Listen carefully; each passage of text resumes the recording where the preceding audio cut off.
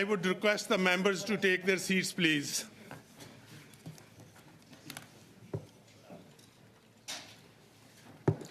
Before I officially welcome the Minister to the committee, I would request the members, please refrain from crosstalk because it will make interpreters' life much easier and it will make my life easier as well. And I know because I sat on those desks for many, many years in the opposition as well as in the government side. It's very important the member asks the question and the minister answers so they can use that clip for their constituents because they have their constituents' views to be represented here. So I would request that. With that, I call this meeting to order and welcome to meeting number 78 of the House of Commons Standing Committee on Citizenship and Immigration. Madam Kwan.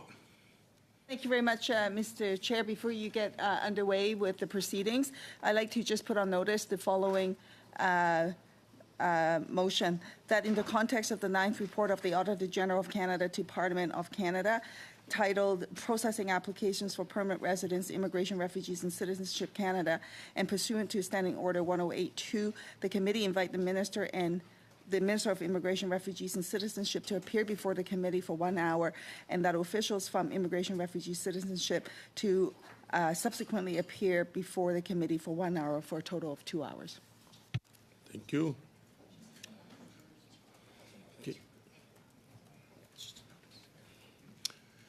For the first hour of today's meeting, we will be holding a briefing on Minister's priorities and objectives for IRCC. And I'm pleased to welcome the Honorable Mark Miller, Minister of Immigration, Refugees and Citizenship. He's joined by 2 officials from the department. We are very well familiar with the Deputy Minister, Ms. Fox, and also joining is Senior Assistant Deputy Minister, Strategic Policy, Ms. Baird. Welcome, Minister, and the officials to the committee, and you have 5 minutes to start with. Thank you. Thank you, Chair. Good afternoon. I really am pleased to appear before you to discuss my priorities and objectives as Minister of Immigration, Refugees and Citizenship. Mr. Chair, I do want to start by acknowledging that we are gathered here today on the traditional and unceded territory of the Algonquin Anishinaabe people. Canada's immigration system has been facing changing realities and growing pressures, even more so in past recent years. Multiple humanitarian and public health crises, rising asylum claims, and increased interest in Canada all require a clear plan so that we continue welcoming newcomers while addressing the backlog of applications. We are also navigating domestic pressures, such as housing, infrastructure, and labor shortages. Newcomers require a clear path so that they can contribute meaningfully to their communities and be part of a solution to these challenges. Mr. Chair, one of my top priorities is international students. En raison de la hausse des demandes d'asile dans le monde entier, because of the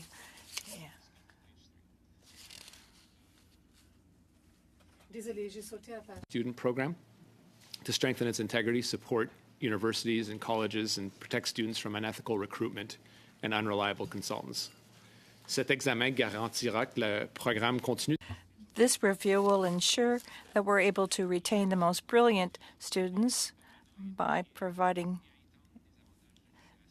giving them immigration benefits throughout all regions of the country, while at the same time enabling us to meet our Francophone immigration requirements. We have to be able to welcome the newcomers and provide them with adequate housing, while at the same time supporting people who are dealing with humanitarian crises. A whole-of-government approach. We need to align immigration with other planning while upholding our humanitarian commitments. We also recognize that newcomers with in-demand skills can be part of the solution to housing and other challenges. En raison de la hausse des demandes d'asile dans le monde entier, because of the surge in asylum applications throughout the world, we are improving our capacity, integrity, and we are investing in temporary housing for asylum claimants. We are simplifying access to work permits so that asylum claimants will get into the workforce more quickly, and we're helping them meet their needs. Report on processing permanent resident applications, and as of August 31st, Canada welcomed 339,000 permanent residents, up from 31,000 during the same period in 2022. Our goal is to process 80% of all applications within service standards in order to welcome newcomers and reunite families faster.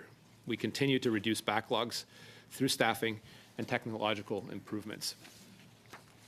We've made significant progress. Since September, we've surpassed our standard for processing federal high-skilled workers applications received since July 2022. We're approaching our standard processing time for provincial nominee applications received in express entry, and for processing spouses, partners, and children's applications. As part of our modernization efforts, IRCC is restructuring to improve day-to-day operations and integrity and expand expertise in asylum, refugee resettlement, international affairs, and humanitarian crises response. Nous établissons un secteur des affaires internationales et We are establishing a special service with respect to humanitarian crises. We are trying to improve the comprehensive client experience, which is essential to attract and retain workers that Canada needs in order to compete internationally. Provide direct contact with clients, which is important. And funding announced in the past budget has helped us increase our client support center's capacity, doubling access rates from 15% last year to 30% or more now. These are just some of the steps that we're taking to ensure Canada's immigration system is equally fast, agile, and reliable, which I believe is critical to responding to changes in the immigration landscape, really critical to newcomers contributing to Canada's long-term success. I am, at this point, happy to take your questions. Merci, Monsieur le Président. Impatient de prendre vos questions. Thank you, Mr. Chair. I'd be happy to answer any questions you may have. Thank you, Minister. Well done. 4 minutes and 30 seconds. So we will start with the first round of questions. This is 6 minutes, and we will start with Mr. Kmitch. Please go ahead. Thank you, Chair. So, Minister, you said back in August, I'm going to quote you from an article, Canada absolutely can't build more houses without more immigrants, Minister says. In it, you're quoted saying the federal government is making housing more affordable and bringing in the skilled workers required to build more homes. So I'm going to ask you the question, this year, how many workers were brought into the federal skilled trades program? Do you mean construction workers or just workers generally? Federal skilled trades in general. Do we have that number? We would have it. Yeah, we could provide you that number in due course. What I can say is that if we want to build the houses that we ambitiously have set our targets for by 2030, we're going to need about 100,000 workers. Those can't all be Minister, inland trained. the answer is 80 so far this year. We'll provide you with a complete answer. It's Mr. 80. Kmitch. It's on your website. I Well, checked it. if you want, Please, if you want to testify, you can. I but- said earlier that if there is a crosstalk, I have to intervene, and it's not going to look good. And so, Mr. Kmitch, I will give you the floor now. Go ahead.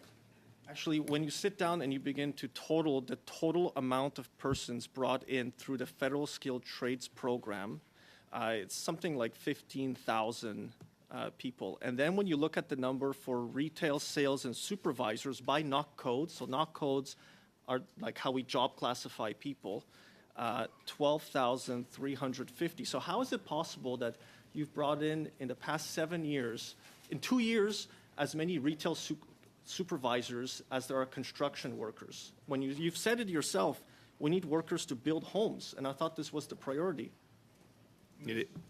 One, it is that you've only named one program, first and foremost. Second, I do concede that we've never been particularly great outside temporary foreign workers to match supply and demand. It's why we've made a number of innovative policy announcements in the last few months, notably in ensuring under our Global Express program that we are actually targeting the workers that we need and that industry is asking us to do. And as I mentioned before, we need about 100,000 workers to build the homes that we want to build. They aren't in this country right now, and it's work that we'll have to do over in the very, very short term if we want to actually get this done. So, Chair, how many workers then, Minister, did you bring into the Federal Skilled Worker Program? We can provide you a complete answer at a later date. This year so far, it's 23,415. You've just said, and Benjamin Tall from the CIBC has also said there's 80 to 100,000 construction workers missing. Out of those Federal Skilled Worker Program, how many of them were in knock codes for construction? Yeah, we can provide you, again, that full answer at a later date. Minister, you just said how important it was. the cabinet had a whole cabinet retreat just to talk about housing. It's been now 3 months since then. I would have thought the Immigration Department would have had these numbers available for us at this committee, since housing is the #1 issue we all hear. Well, you seem to already have them. You seem to already have them now, Tom. So I don't think you're actually asking me a question. You're making a statement, and I'll gladly give you the time to make it. This is your time. But if you want complete answers, we're here to Minister, give if you you don't complete like being held answers. accountable, you didn't have to Again, I'm come not the here. Minister of Not Codes. We can actually give you those numbers if you need them, and we'll provide them to you. But if you're acting in good faith, in bad faith, I can sit here and just listen to you all day, so and that's fine. let's go and give me Mr. numbers that I actually can't have, because they're a mix of numbers provided through the provinces to IRCC, and therefore these numbers aren't available on your website. Again, you've had a few months to prepare, so these are all NOC codes. I'm going to refer to them because these are important jobs for construction workers. So for example, NOC code 75110, construction trades, helpers, and laborers. For that's an occupation that's very much in demand. How many? Again, Minister Miller.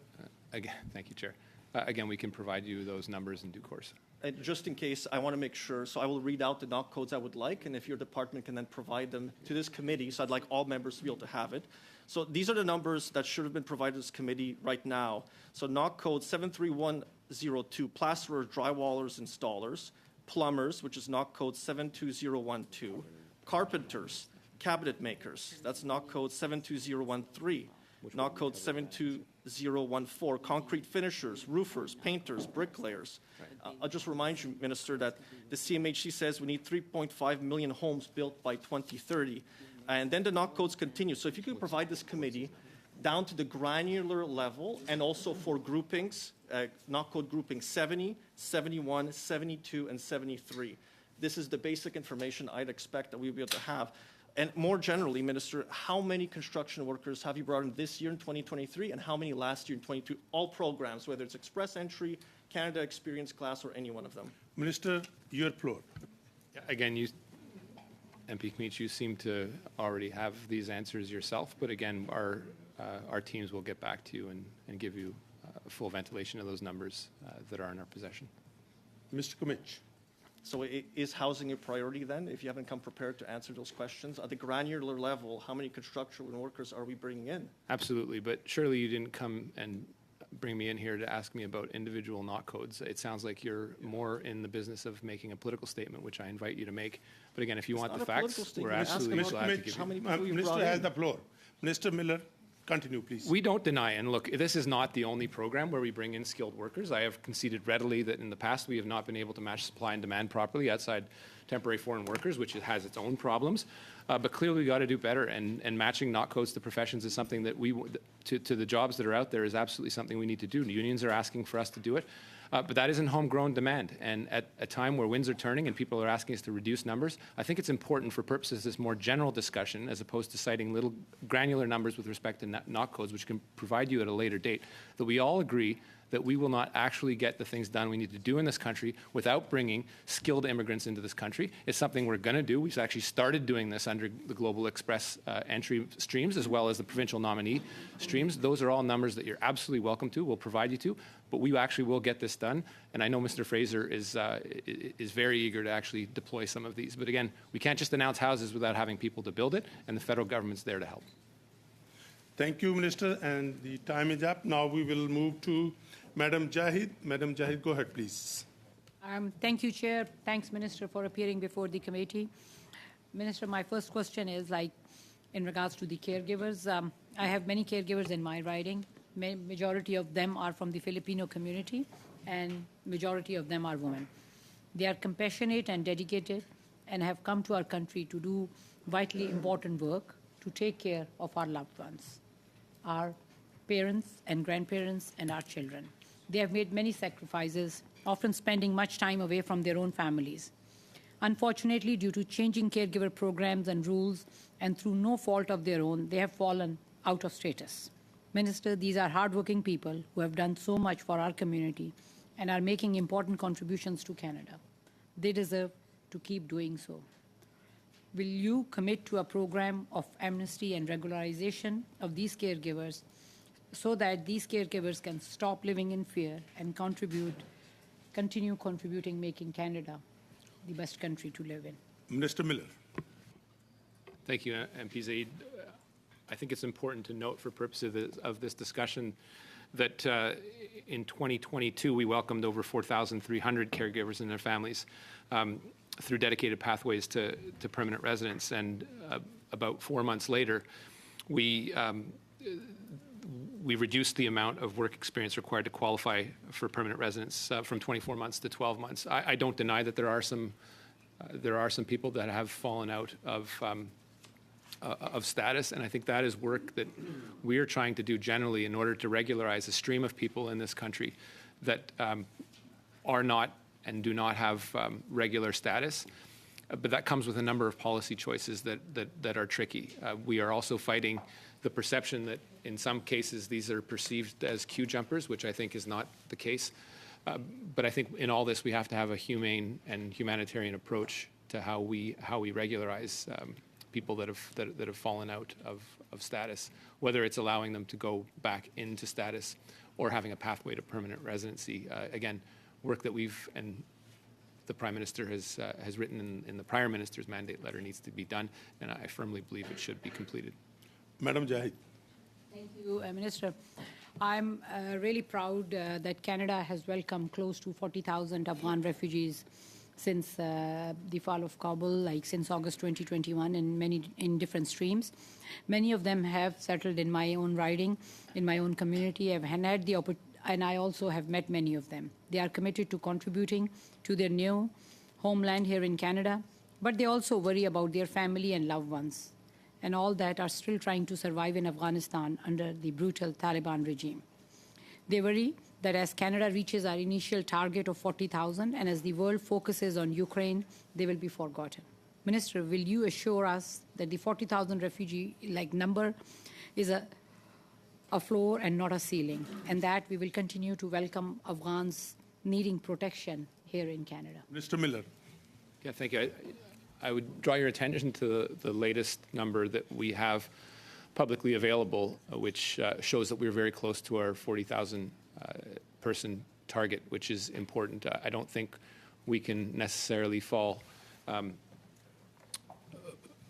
too beholden to a target when there's humans behind waiting to be evacuated, whether they are currently in Afghanistan, where you will appreciate our ability to operate is very, very limited given the current regime. Much less, even less so, our ability to speak to it publicly. It does not mean we won't deploy the efforts to make sure the people that we have committed to are safe, whether they are in Afghanistan or for purposes of this discussion currently in Pakistan, with some very difficult deadlines looming over their heads. I can confirm to this committee that the TAPS will not be shut off at 40,000.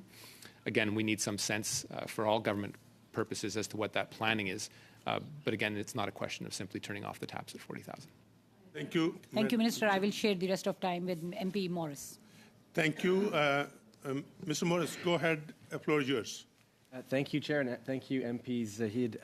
Minister, I'd like to follow up on conversations we've had, as well as a letter I wrote your predecessor earlier this year, where IRCC did a really important thing in putting in place a series of temporary immigration measures to support immediate family members of Canadian citizens and permanent residents in the midst of the crisis in Sudan. The issue we've been pursuing since is how an immediate family member is defined in the underlying regulations, because as of now, it excludes parents, siblings, and grandparents, and that means that Sudanese members of my community continue to live in fear for the safety of their brother or a sister, which I think we can both agree is immediate family.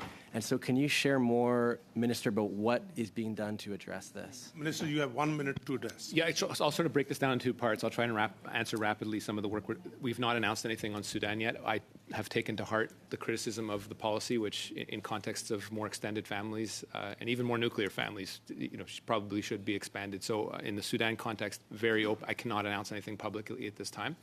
Very open to your suggestions and your forceful recommendations. On the Afghanistan portion, I'll just ask DM Fox to respond quickly so that we don't take up more of your time.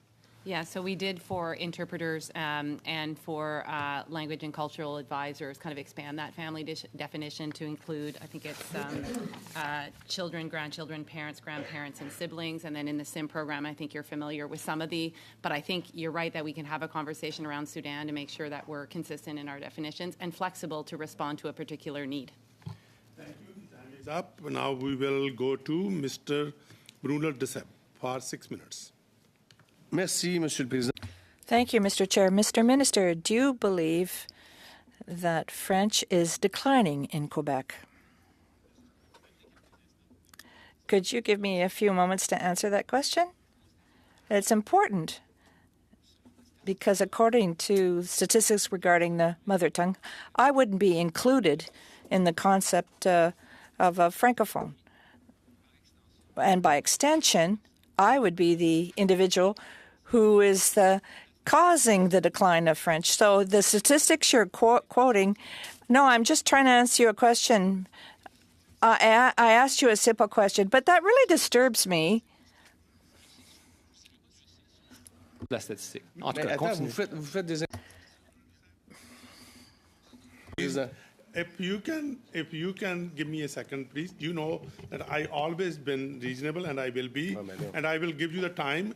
If minister has the floor, let him finish, and then I give you the floor. If I see that you need few extra seconds, you know that I'm able to accommodate that. Thank you, Minister. Floor yours. Je vous concède d'avance qu'il y a des menaces. I said that there is a threat to French in Quebec. I think that a societies that enable its minorities to keep their language and culture, that is probably more equitable. I fully agree with you, but I'm not the one who's saying this.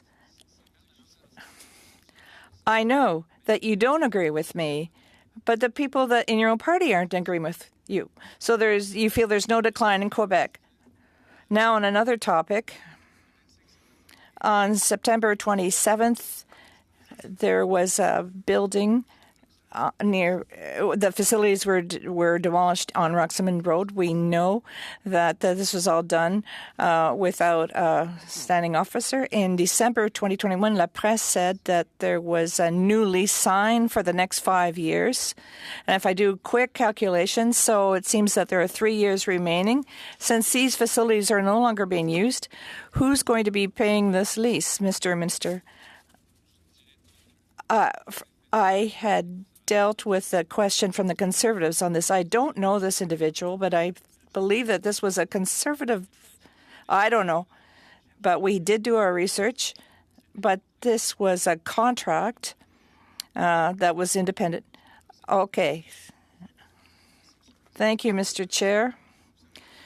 So you're not aware of what the Canadian government is paying for the Roxham Road facilities.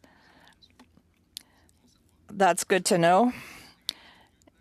The lieutenant for the Liberal Party of Quebec has declared recently that Quebec controlled its immigration. On the other side, we have the Minister of Immigration of Quebec, Ms. Christine Fauchette, who said, and I will quote so that it's clear, most temporary immigrants are in Quebec went by programs that come under federal purview. Quebec controls only those workers that are foreign students and temporary foreign workers. So Quebec doesn't intervene in the process. So I just want us to be clear here. Who's right? The Minister of Immigration of Quebec or the other individual?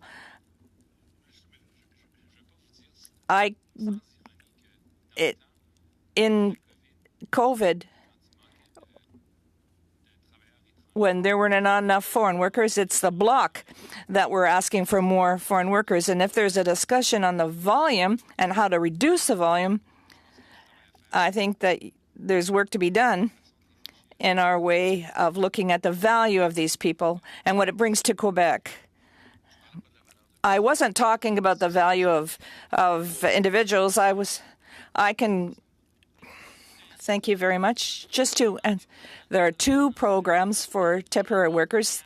There's the program for foreign temporary workers. The provinces is the one responsible for issuing certificates, and the second program, the ENP, it's organized by the federal government, and that's true. We do have some control over it here in the federal government. So I think that you're partly right, depending on which program you're talking about. Thank you very much. We'll discuss this matter with Pablo. It'll be interesting. Radio-Canada told us that at the border, this was in a recent report, there's a problem with Mexican cartels. Is the Minister of Immigration aware of what's happening here at the border with respect to the Mexican cartel and with respect to the visas for Mexican nationals? You know, we are not asking visas from Mexicans under any circumstances, whether we're always aware of the potential for crime. We're dealing with this issue. So we'll talk about this in private. Is that what I'm understanding? So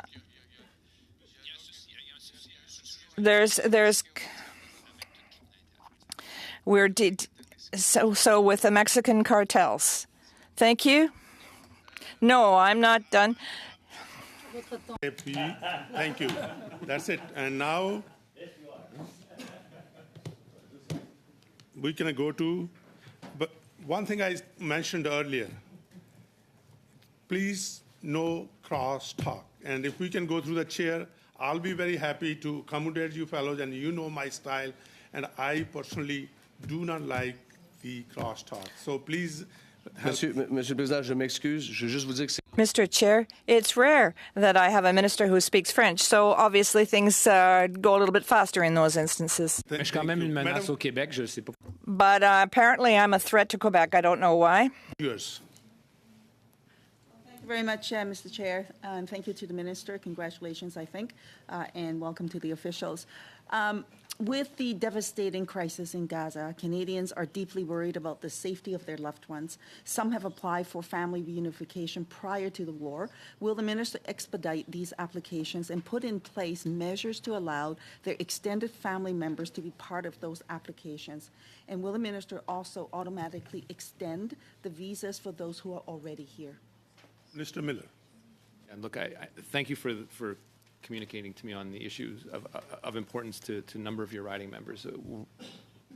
It is very, very difficult to operate, to take any decisions right now in Gaza.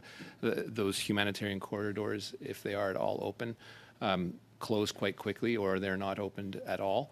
We are doing our utmost to safeguard Canadians and family members. I have asked my team to be as flexible as it can as to the concept of family members and doing their utmost and getting people out. I hesitate to speak publicly about it, but I think if there are people worried about their loved ones in Gaza, they should know that the Canadian government is doing its utmost to expedite things.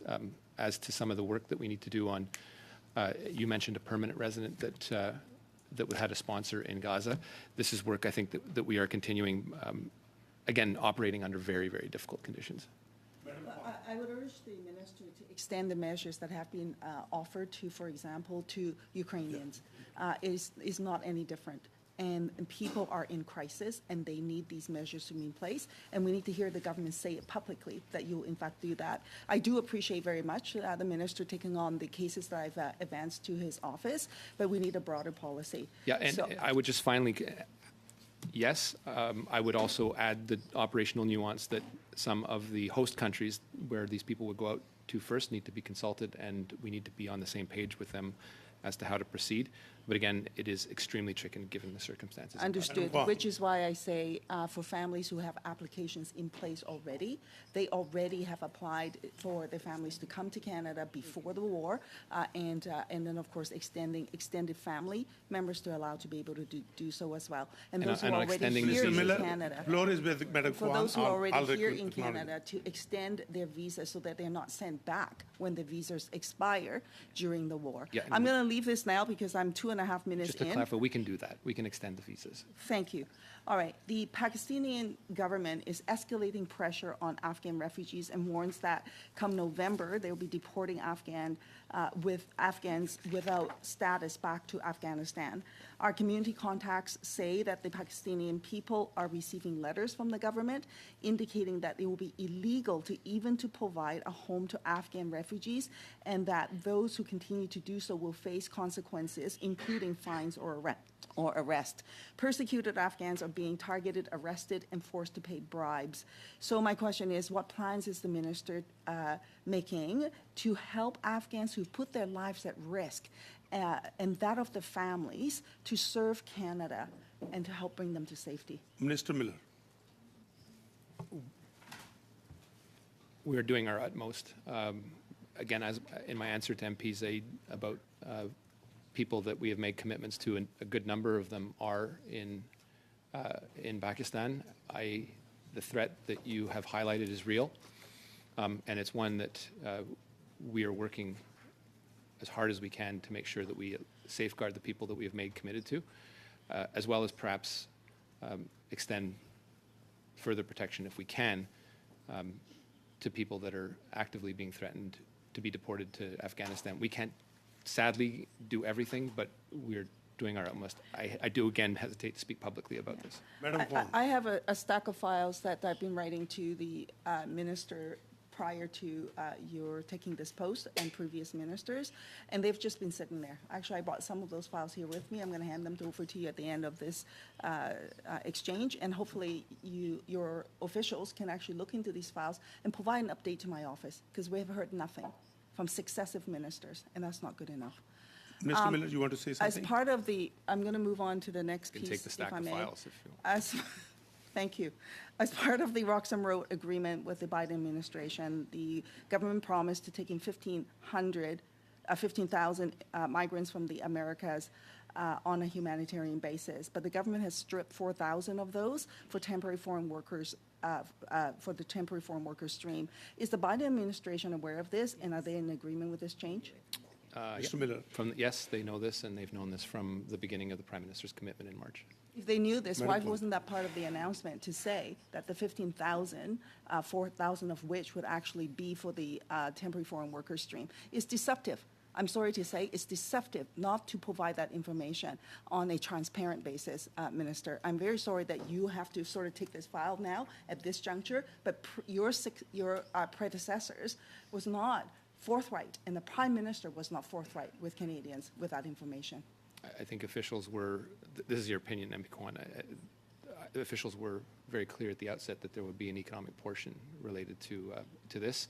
We had till September to flesh out the details, and to the credit of the civil service that helped me with my job, they've been working for months to get out something that would be acceptable, and we've worked with the U.S. to make sure that they're on board. And in my communications with both Ambassador Cohen and Secretary Mayorkas, they are thrilled that we are actually helping them as a safety valve for a problem that is much larger for them at their southern border. With the Thank exception you. that Madam Minister Kwan, your must time know. is up. If you have, it's already 6:15, so if you want to make a quick comment, I can give you the floor.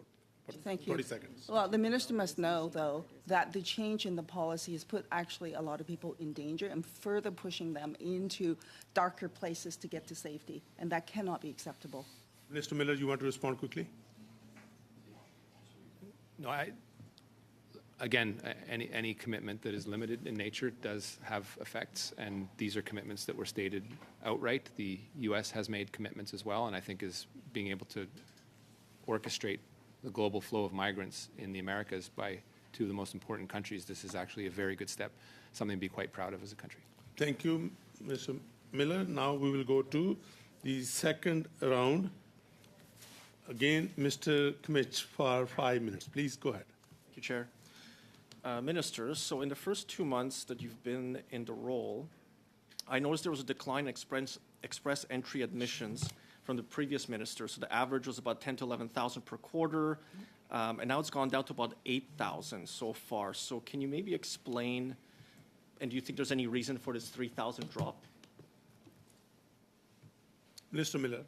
Yeah, look, We will have the ability over the next coming months to clarify those figures. They may not be entirely as accurate as you're portraying them to be. How come Mr. they're not Kmitsch. accurate? My officials informed me there was an IT glitch. We look to fix that and clarify. An IT glitch? Can you explain the IT glitch? Chris? I think one of the reasons why, so I think as you noted, category-based selection now, express entry, we have the capacity now to do targeted draws for tradespeople, draws pour l'immigration francophone. So we have this ability, and I think that at the onset of kind of launching that, we ran into a few sort of IT glitches, and so we kind of delayed a couple of the draws, but we're going to make them up as we go. And in fact, in August, we launched a draw that saw a skills trade, welders, construction workers. That's 1,300 draws from the express entry pool. We've got another skills one coming before the end of December. So I think we're actively using these flexibilities that we have now on francophone, on health, human resources, and on tradespeople to try to address some of the gaps in the Canadian economy. Mr. Kmitsch. Do you have an estimate then on how many construction workers are coming in through express entry program? Madam Fox. I do or have Mr. over the last 5 years 38,000, but I can give you specifics on draw to draw and what we're seeing as we'd be happy to share data in real time with you. And I would say, Kmitsch. Sorry, that's a commitment to share it with me in real time? Yeah. Thank you. I'll take that. Then my next question is on this express entry schemes for construction workers. I'd just like to know then what the numbers are for this year so far. Minister. I don't have those. Madam Deputy Fox, do Minister. you have those numbers? I think I can tell you that I think I've rhymed out some numbers here, and I think I can reiterate them. So 1,300 in the August draw for construction, for welders, machine operators, and carpenters. So very specific trades, very specific knock codes.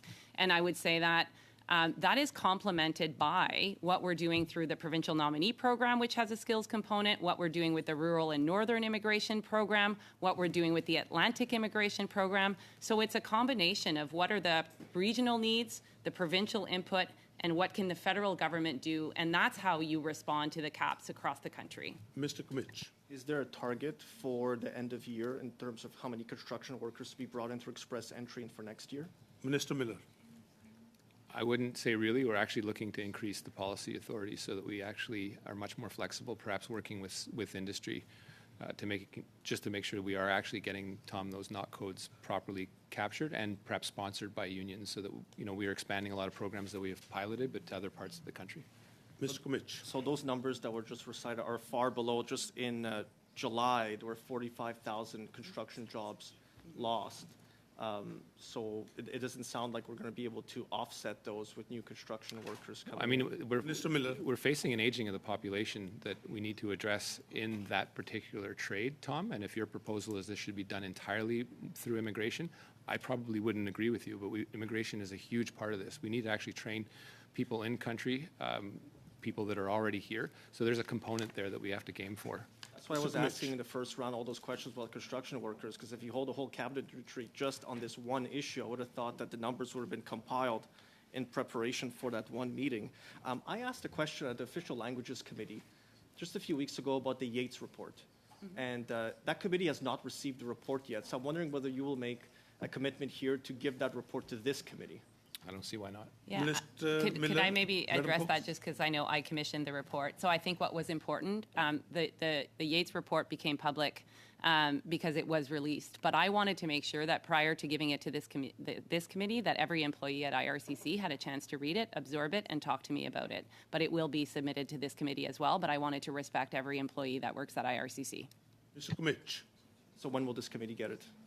Madam Fox. I can commit to giving this committee within the next 2 weeks. I wanted people to have a chance to read it. Thank you. Mr. Kmitsch.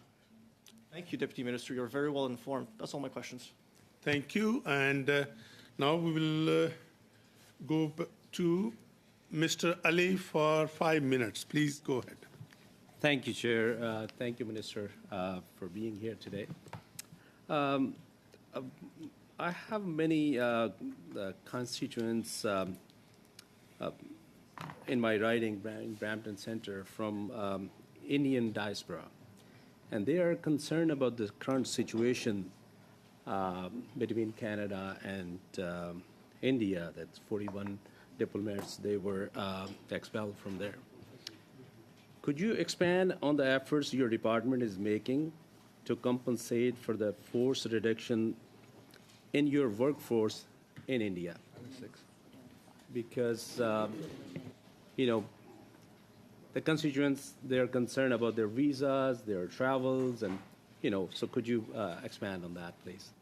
Thank you. First, I can understand and appreciate whether you're Muslim, Sikh, Hindu, that our relationship with India can create some fear about what your status is here in Canada, whether you're a student, a permanent resident, or a Canadian citizen. And my job as immigration minister, any cabinet minister, or MP for that matter, is to make sure that people are safe and feel safe in a country that that is there to protect them, especially against the foreign power.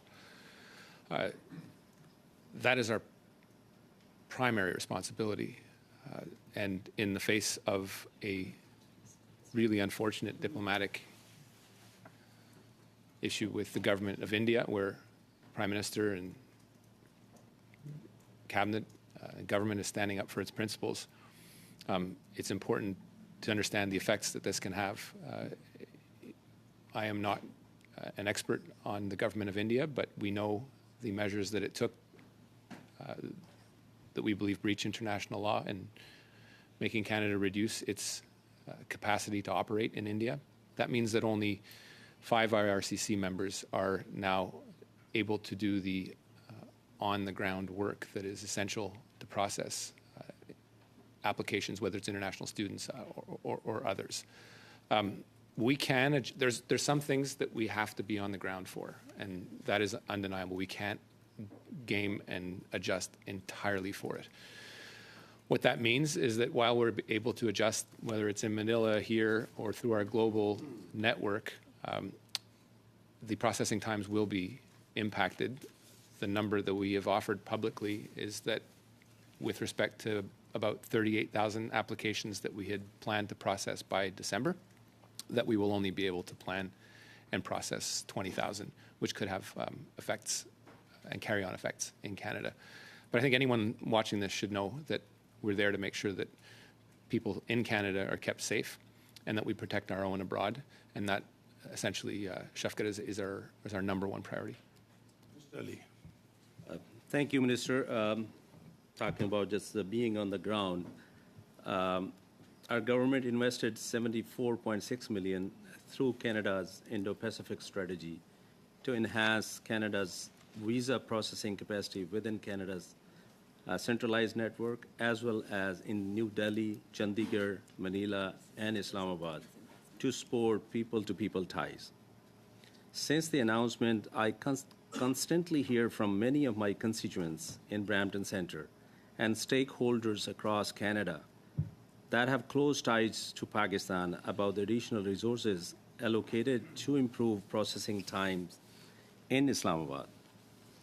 Minister, can you give us an update about what has been done so far to increase the IRCC staff capacity and to improve visa processing times in Islamabad and TRV processing times in Pakistan?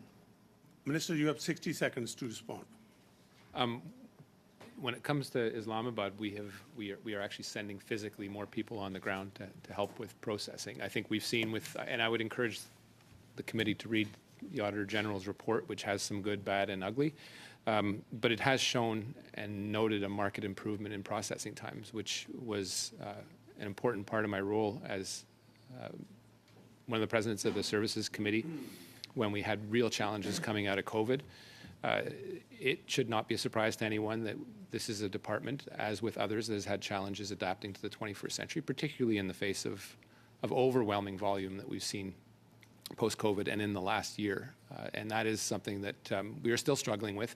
But if you look at some of the progress that the Auditor General noted, as well as the carry-on progress that has occurred since the reference date that the Auditor General examined, there's some really positive stuff going on, but also some work that we need to do in a little more integrated fashion. Digitization is one of the ways to go paperless. That has allowed us essentially to process 89 to 90% of applications outside, for example, of India, and we want to continue along that path. Thank you, But there's some Minister. stuff we need to do on the ground. on this one, and we will move to Mr. Bruno Desab for 2.5 minutes, please. Merci, Monsieur le Président. Thank you, Mr. Chair. In 2023, we voted unanimously for M62, which asked the government to welcome over 1,000 refugees. And where are we with this motion? And in your opinion, are we going to meet these two objectives? That is the number of people and the implementation of the actual motion. My answer, thank you. We all agreed with the motion. So yes, the challenge is in putting this issue into force or implementing so that we can welcome 10,000 people here to Canada. There are some difficulties that I won't hide that, but this is an objective that we are hoping to meet properly. Any challenge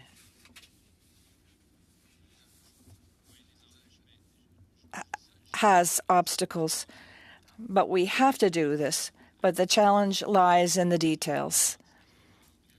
So there is a will, but it's not a priority right now, or it's not that it's not a priority. It's the implementation phase. I hope that I'm going to be able to announce something in the next few weeks. Good. Are we going to cap the number of temporary students, as it was discussed during your retreat? You know, I have difficulty with capping the number. You know that Minister Frechette is against a cap. In my opinion, setting a cap would not be a good tool for the type of surgery that needs to be done. I will be announcing something in the forthcoming weeks, but it'll be a start. Yes, I still have 30 seconds. Yes, I calculated the emergency measure with dealing with humanitarian crisis.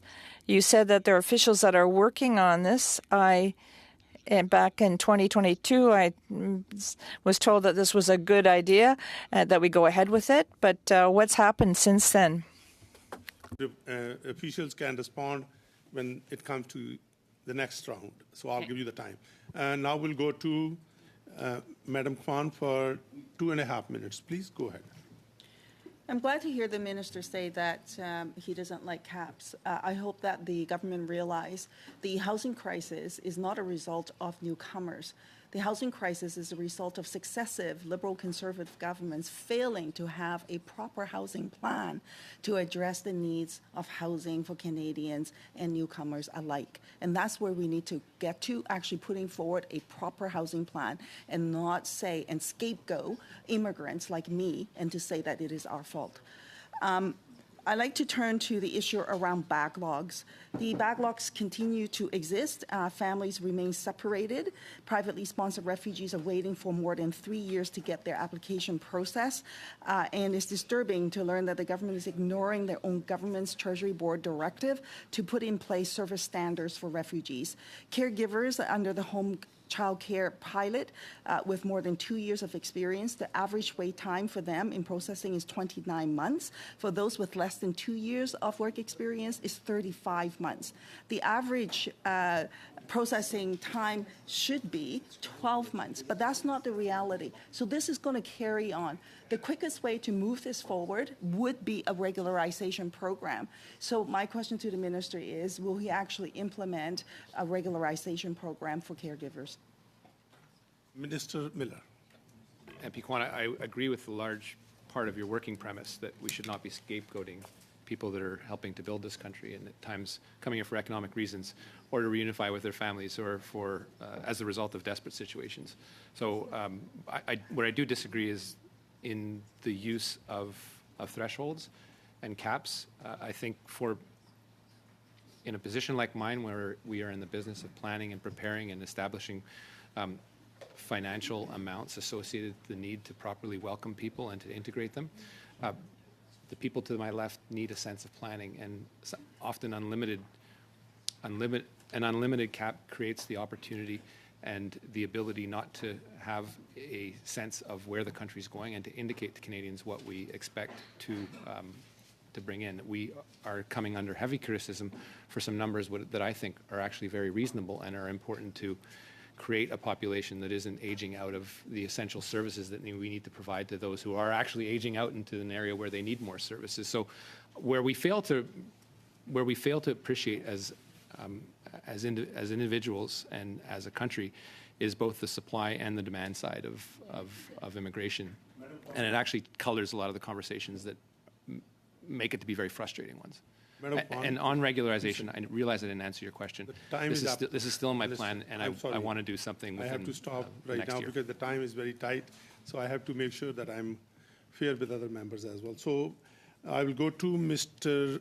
Radikop for 5 minutes. Please go ahead. Thank you, Chair. 2 years ago, I asked your predecessor, Sean Fraser, at this committee about including Bangladeshi students in the student direct stream. And at that time, I was told it was a priority, and after asking multiple questions, it would eventually be done by fall of 2022. Well, obviously, it's fall of 2023. This hasn't been done yet. And my message to the Bangladeshi community at this point is that your government doesn't care about them because you have no intentions of implementing this. So will SDS be in place by December 31st of this year, or will you be honest and stop stringing the Bangladeshi students along? Minister Miller.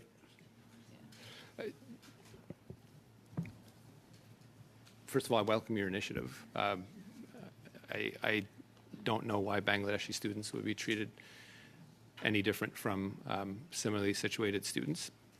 I think the issue that we're facing as a department is what we do with the student direct stream currently in the context of the large volumes we are seeing with international students and the work that I have to actually do to maintain the integrity of the system, including address fraud. So this is something that is up for review, but I agree with your working premise that we should be treating people in an equitable fashion in this context. So are you saying that the entire SDS program is at risk of being shut down? Again, it has not been decided yet, but I am reviewing it with a critical lens.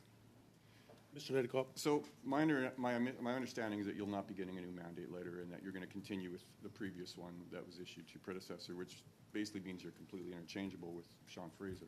A little taller. A month after your appointment this summer, Sean Fraser spoke to reporters about putting a cap on international students, which you just said you don't necessarily agree with.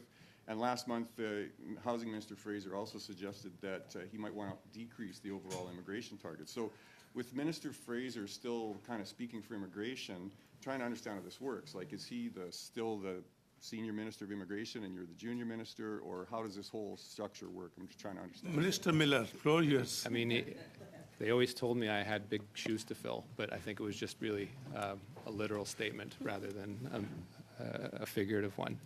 Sean is free to say whatever he wants on immigration. He's free to say whatever he wants on the economy, as am I on other matters. So I wouldn't put it as a competition. But what I would say is that we are prepared to announce some more robust measures on making sure that we are preserving the integrity of the system when it comes to international students. I don't think putting a cap is necessarily the wisest thing in the context. I have to figure out notably what I'm trying to solve for. And it is a bit of a rudimentary instrument, as I mentioned to your colleague in the block, for solving a problem that would and could inevitably punish the good actors as opposed to the bad actors. What I will say, Brad, is that I do, and I will retain it as an option if what we put forward in the next couple of weeks doesn't work. So Minister Fraser also said that he thinks the ambitious immigration targets need to be revisited. Do you agree with him on that? Mr. Miller. We're currently in a reflection as a cabinet as to what we indicate to Canadians about our immigration targets. I think they need to be maintained. I think the focus needs to be on how, as your colleague MP Kmich mentioned or alluded to, we bring in really skilled workers and talk to Canadians about how important these are to the net increase in the gross domestic product, as well as the net entrance into the workforce. When we talk about reduction of immigration, no one ever says by that same token, are you ready to reduce the gross domestic product of this country? They don't associate the two. And I think we need to start associating because there's consequences to actions. And I don't think we grow as we expect and need to grow as a country currently with the population demographics that I need to solve for, not for the next election, but for the next generation by reducing numbers. Mr. Redekop. So Minister Fraser also said that the government needs to better align its immigration policies with the absorptive capacity of communities. Do you agree with him on that? Minister Miller. And I think I don't like treating people like sponges, so the word is a bit odd when we use it. I think what we're hearing from Canadians, Brad, is that we need to be a little more coordinated in how we deal with newcomers to this country. It is, I think, the seamless thread that I've heard in the last 3 months of being the minister is that we need to be more coordinated with provinces, with municipalities. Just spoke to the big city mayors today, and they all agree. We tend not to match supply and demand. We match demand with hope, and often that hope gets dashed. So a lot of these global express streams that I was getting questions from in a rapid fashion from MP Kamich are actually really good solutions to dealing directly with the express demand that exists within industry and in fact people are crying for. So in that context, I don't know how we'd reduce in any significant measure. Thank you, Mr. Redekop and Mr. Minister. Now we will go to my dear friend, Mr. Alcoy. Merci, Monsieur le Président, et bienvenue, Monsieur le Ministre, à notre... Thank you, Mr. Chair. Welcome to the committee. There's a study with respect to the exploitation of foreign students. As you know, some students, international students, have been the victim of fraudulent immigration consultants that really deal with their applications in a fraudulent manner. Could you explain the work that's been done by our government to fight against the abusive behavior of bad actors in the area of immigration consultants? Thank you, Mr. Alcouri. That's a very relevant question given the context, particularly. You talked about bad actors and the latest conclusion that that we've got is that we're have a tendency to blame students. People have been given false hope that they'll be able to come to Canada and get permanent residency through an education that has been promised fraudulently. $40,000 to become an Uber driver, that's not what people are looking for. We are looking for brilliant people who will come here, who are going to help Canada, and when either here or when they go back home. But we're not against international students. In the cabinet, there are at least 12 who have been international students and who have learned a language because of this experience. So I don't want to diminish the role of international students, but there has been an ecosystem that's been created that is very profitable. There are big institutions that do great work, but there are also others, and I think it depends on which province you're talking about. Some do their work less well than others. Some have tried to help out their own institutions by saying, let's put a stop to all of this. So the institutions that have been affected, particularly private colleges, we have to ensure that they do their work in terms of integration and the quality of students that they attract to the country. But the federal government has a role to play as well. And what I have to do is to try and deal with fraud. And in the next few weeks, I'll be announcing measures against fraud in the letters, the offering positions, and I want to make sure that the institutions are doing their work properly.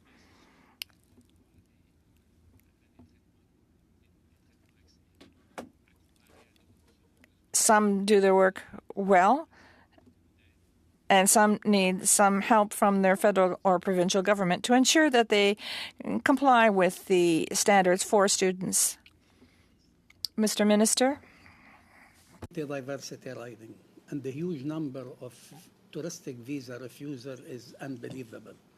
and I always face the constituent with the same answer. I could assure you it's copy-paste. We are not, or I am not convinced that you are going to leave Canada. Some of them, I had a discussion with someone, and he told me I provide more than $1 million. My wife is here. My children is here. I have a business here, and I'm going to investigate the Canada for the future if I will move my business in. And what can I do in this case? And my question for you, is there any miracle? Because this problem repeatedly occurred on a daily basis. Is there any miracle in the Ministry of Immigration that with you at the head of the ministry now could recommend with some idea, send it to the staff who treat the application abroad, how can be satisfied, give us some guideline, and myself too, to send it to the applicant. How can they satisfy the agent, and how come the agent would be satisfied from the applicant?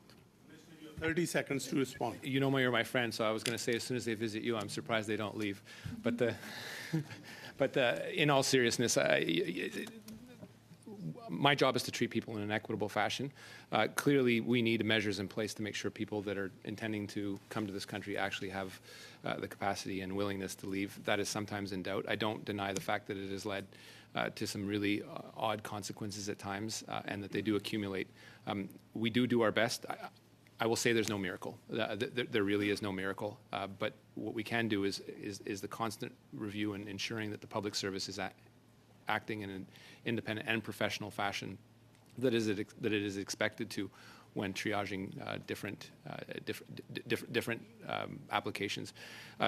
It's surprising at times, the source countries where people get rejected, and when I see trends, I do have the duty to raise that with my deputy minister and her team to make sure that we are not pursuing systemic discrimination and bias. Thank you, Minister. And on behalf of the committee members and as its chair, Minister, thank you for coming, and we're looking forward to seeing you very often here on this committee. And thank you again, and very best. And meeting is suspended for now.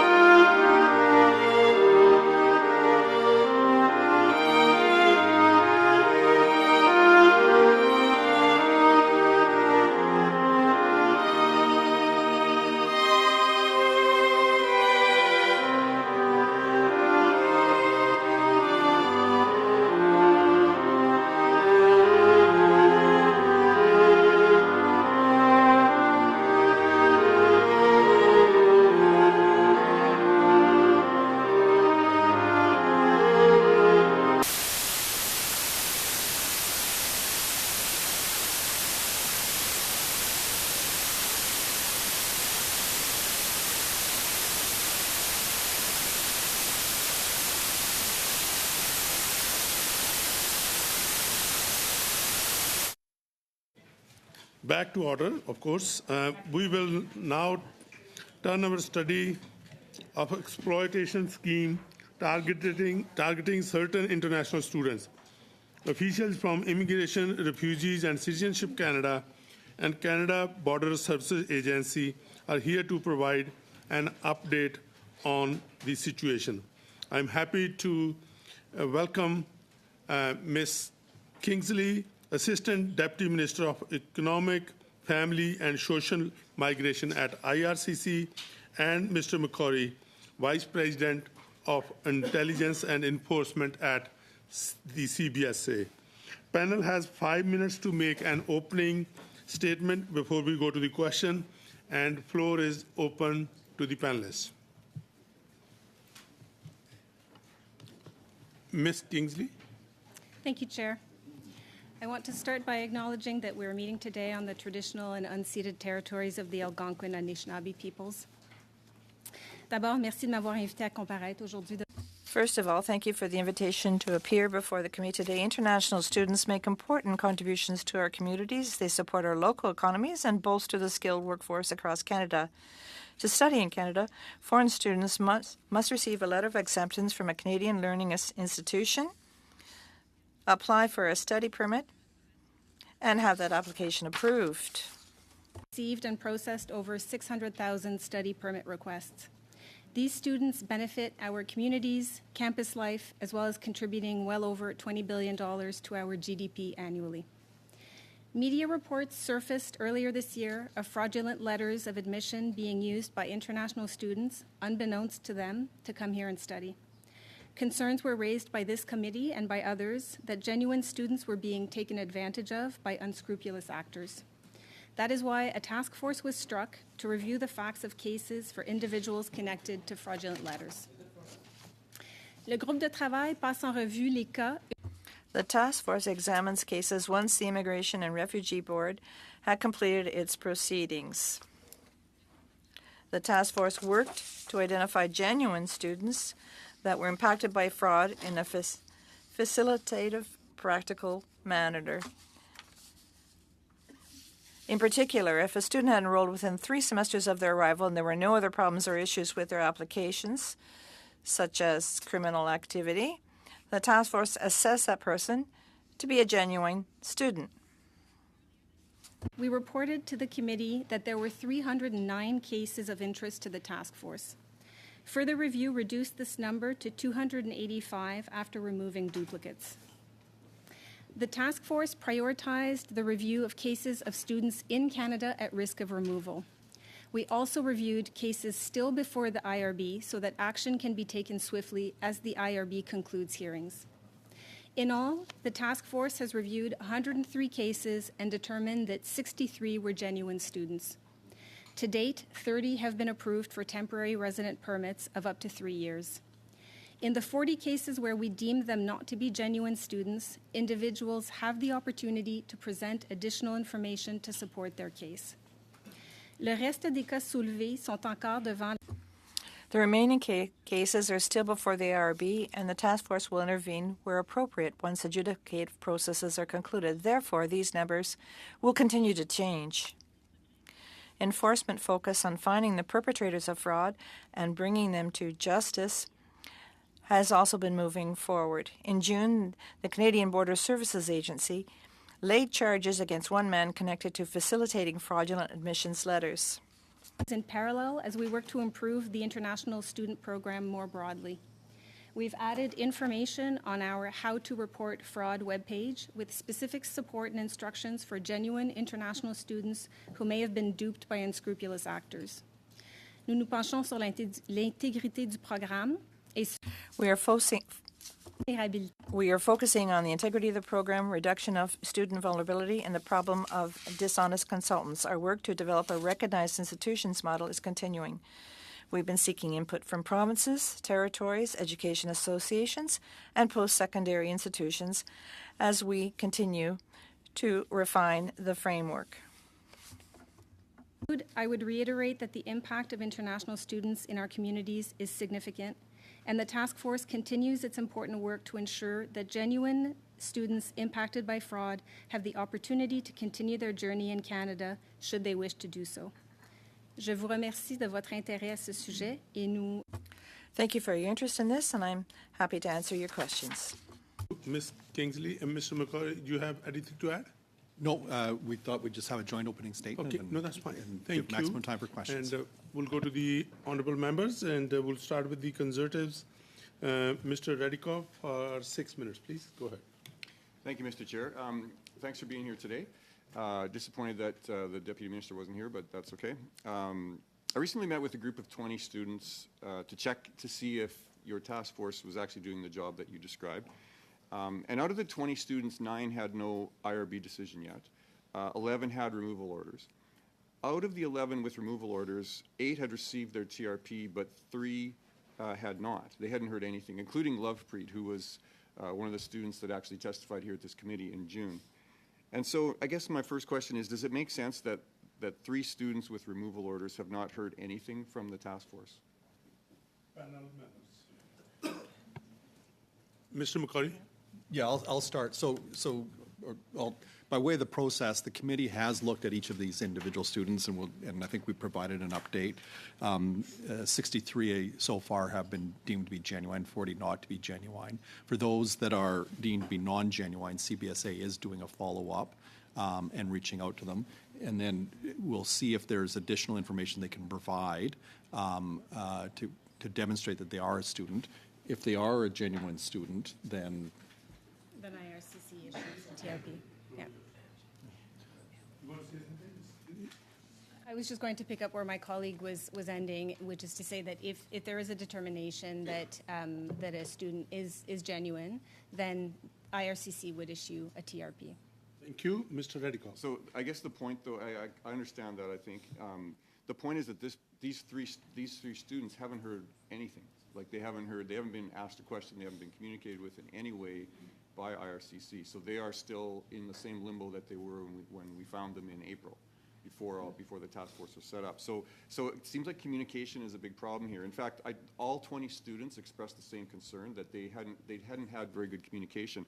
Even the ones who received a TRP said they just got a TRP and that was it. There was no information on how it was going to go from this point forward. And so communication is an issue. So is it possible for you guys to communicate with all 285 cases just to let the people know where they stand? Because there's a lot of confusion, a lot of concern in the community.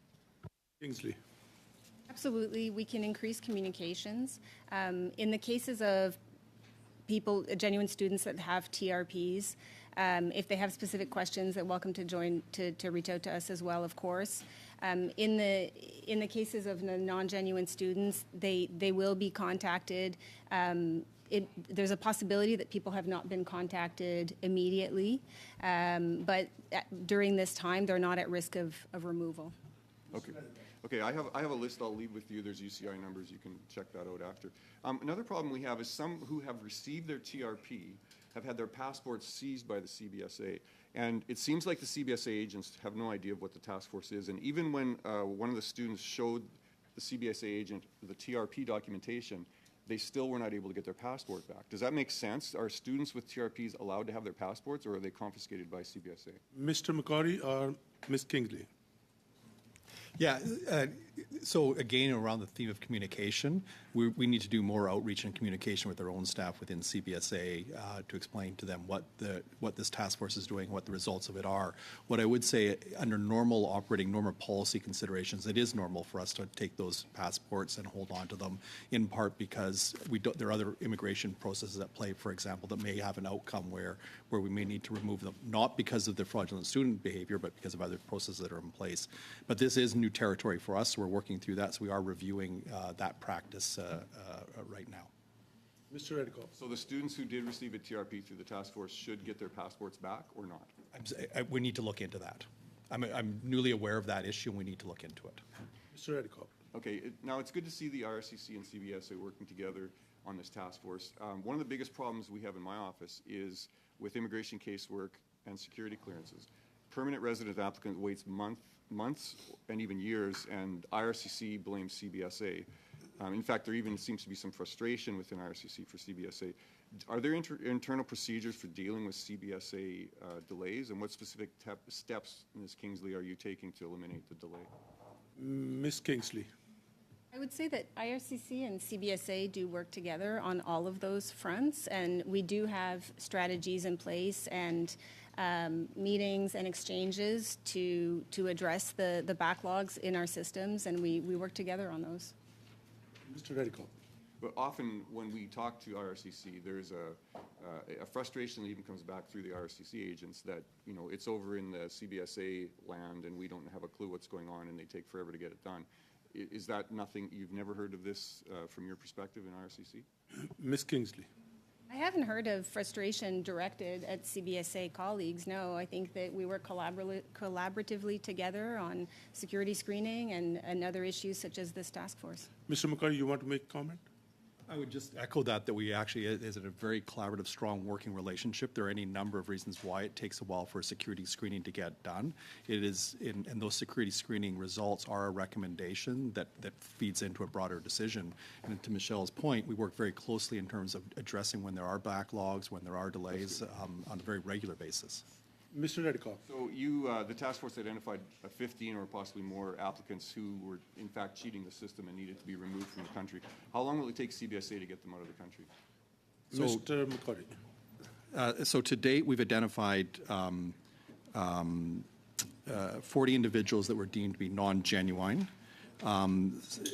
17 of them are in the country.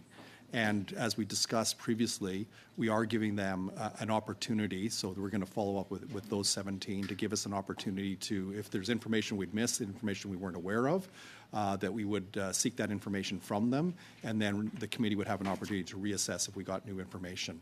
Above and beyond that, like any other individual subject to removal, they do benefit from all the other protections that are in place. So, for example, they can make appeals to the IRB, they can make appeals to the federal court, and they can also apply to IRCC for a pre-removal risk assessment. And it's only after all that due process is completed, that additional layer that we've added with this task force, that we would then begin to contemplate actual removal. Thank you. And now we'll go to Parliamentary Secretary, Mr. Chang, for 6 minutes. Please go ahead. Thank you, Mr. Chair. And I'd like to thank the witness for being here. In a previous meeting, Deputy Minister Fox explained that the CBSA had identified 1,485 suspicious cases of student permits applications. Of these cases, 976 had already been refused based on fraud. 150 have a link to criminality, and there remained 300 cases of concerns. How are these applications reviewed and refused based on fraud, and how did these 300 cases slip through the cracks? Ms. Kingsley. Thank you, Chair, for the question. So I would start by highlighting the fact that 2/3 of the applications were in fact refused based on fraud. And I would point here to the multi-layered approach that IRCC and CBSA have in terms of fraud prevention and detection. It starts abroad with media campaigns and information sessions for potential students so that they are aware that they should be working with authorized agents and they have information that would inform the decision-making in terms of how being able to spot potentially fraudulent unscrupulous actors.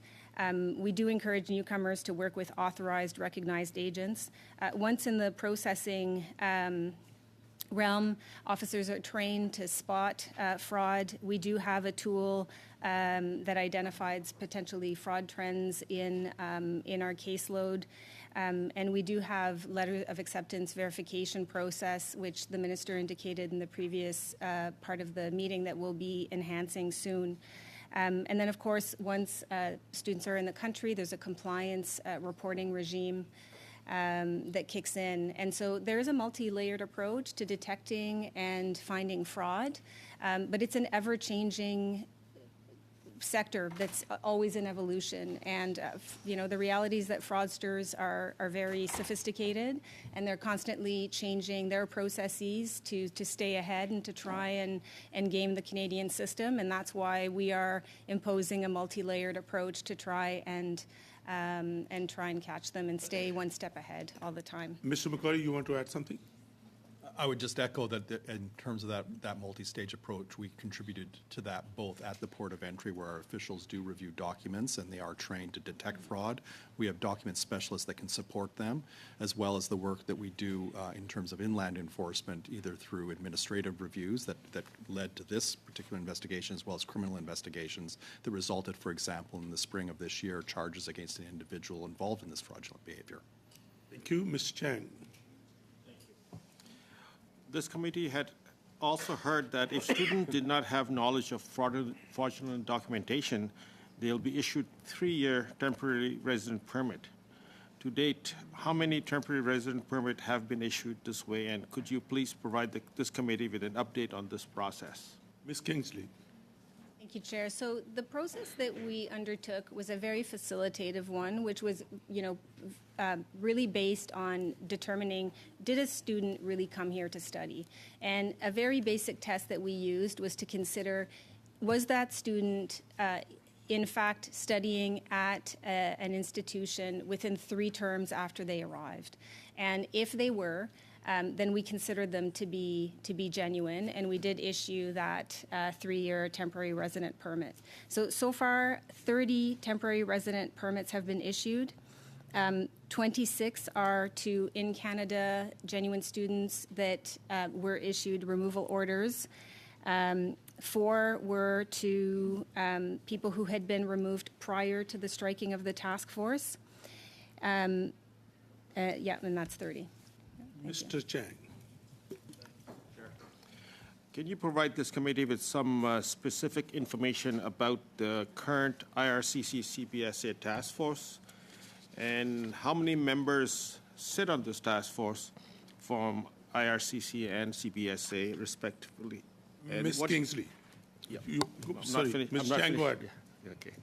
And what is the frequency of communication between members of this task force, and what does the transfer of information looks like between the 2 agencies? Are you guys working in silo, or are you working? Ms. Kingsley and then Mr. McCurry. Thank you. The 2 departments, the agency and the department, are working very, very closely together. The sharing of information, I would say, is heightened and very seamless. The task force is composed of an assistant deputy minister at IRCC, an assistant deputy minister at the CBSA. There are 4 director generals involved, and I would say, over 20 to 30 officers from both departments working really closely together. The task force has been doing a mix of meeting in person or through Teams to discuss specific cases that are a little bit more complex. But the team is also doing a great job at triaging cases that are maybe a little bit more straightforward and that the task force is considering secretarially. So there have been 14 meetings so far, and the work of the task force continues, and the collaboration has been very good. Mr. McCurry. I have nothing to add. It's just Thank you, Mr. Chang. You have 7 seconds to thank the members. Thank you. Thank you very much for your time. So now we'll go to my dear friend, Mr. Bruno Decep, 6 minutes. Go ahead, please. Merci. Thank you, Mr. Chair. Welcome to the committee. First of all, out of the students who were removed, are there any from Quebec? Can you say whether or not this is the case? Sorry, I don't have the information about students being removed from Quebec, but I'll have to get back to you. Pardon me. I'm a bad student. I'm going to get removed.